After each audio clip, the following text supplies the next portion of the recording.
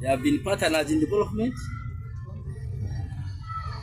and they have emphasized the mutual respect of each other. It has been sustained for the last 21 years, working together with Mama Saba.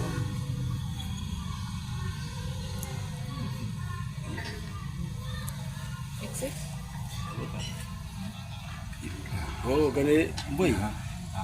Oh, these journalists. Now,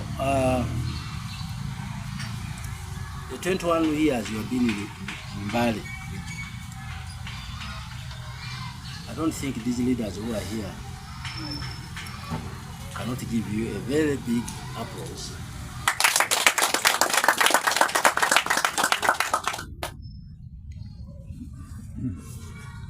These 21 years of close collaboration with our brothers and sisters from Wales has increased our knowledge exchange, both in culture and the technology, medically. When you hear that we are now having a World Wildlife Center in Umukuuka, Bamasaba are not small people, but they have never thought of that, of having a wildlife center.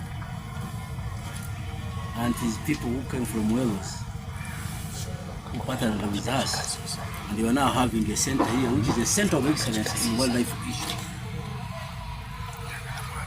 They have come here also, they have promoted technology transfer. Yesterday I was very, very pleased to be the guest of honor at the official launching of Tuk-Tuk ambulance. It's a prototype which has been generated or built by Bamasaba here in Bali. And the people who have been supporting us are our brothers and sisters from Wales. So that one is a big achievement. Because of all these interactions, I felt last night that now Dr. Jeff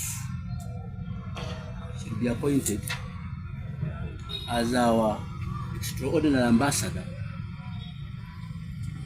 to the Welsh government.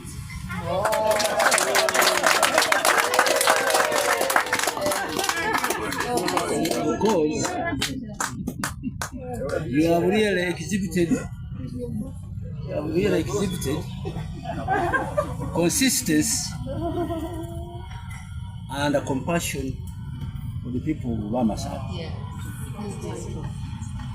I can assure you, you are now a pure Masaba. Yes.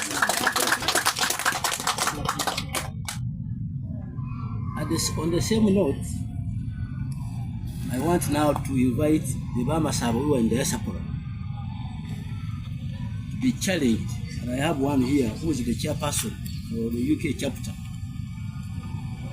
that while you are in Europe or in diaspora, there should always be a need of strong communication back home. Yes.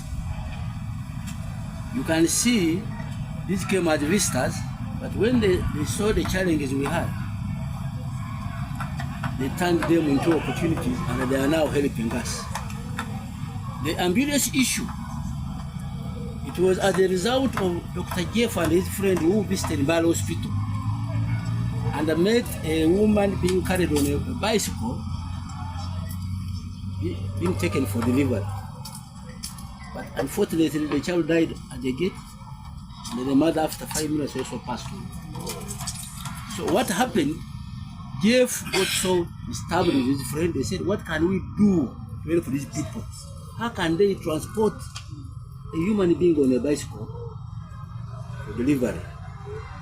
And when they went back, they brought Madam Melen, who's an expert in healthcare.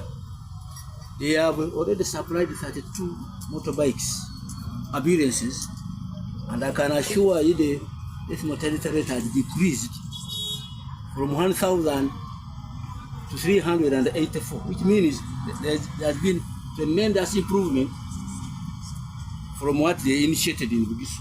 So we should clap for them.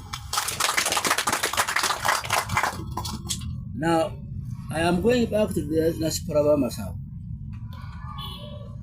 That I have their chairperson here. Can you stand up for the commission? That one is Mr. Matalesi.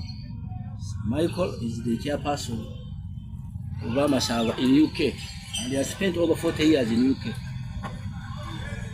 Now, if in 40 years in UK, if they could have been contributing only £5 per annum,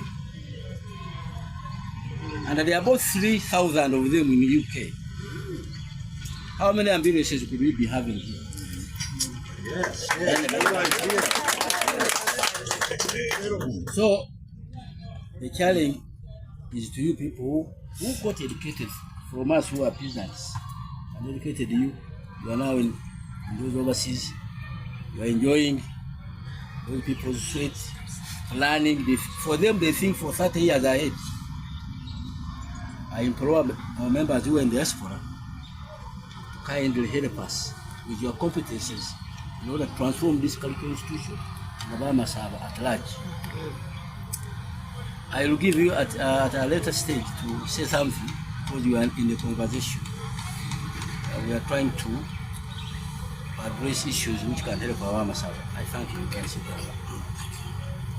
Now, at this juncture now, I am calling Masaba who are here, the elite, to establish a strong communication system between ourselves in order to enable us to have viable connections. These connections have now created what we call point in Gisu. But point is now expanding, as he has said, to the entire Bugisu sub-region. This must be appreciated in the strongest terms possible. Because when you hear of 1,440 trained health workers, if you go to those areas, life has changed. Now, it means we should not allow this to go to waste. As leaders of this area, we must keep monitoring. We must have develop mechanism of helping these 1,440 workers who are helping us on the side of medical innovations. So I challenge the local governments, especially the level C5 chairpersons, that they come forward and benefit from these interventions being brought by our sisters and brothers from Wales. We should actually work very, very closely by even sharing their reports. I implore Dr. Jeff that as a cultural institution, it would be very good for us also to know exactly what you are doing in the communities. You could share with us your either annual reports or quarterly reports, so that when we meet, like now His Excellency the President, we shall say things are turning well in Bugisu because of the efforts of this organization. And as you have rightly put it, we must interlock with the politicians to ensure that the coordination is complete. We should not be mistaken. Maybe we are bringing in projects which are propagating maybe hate in society. You know, we have issues of that nature where the philanthropists fund hate speech. They even fund extremism in some areas. But yours is community-based support. So you must be supported by the government of Uganda. You should be given a lot of support and care. Where possible, you can borrow all of your knowledge and translate it to other areas of the nation. You should not only be static to this sub-region. Because if Uganda is all well, it's for our benefit.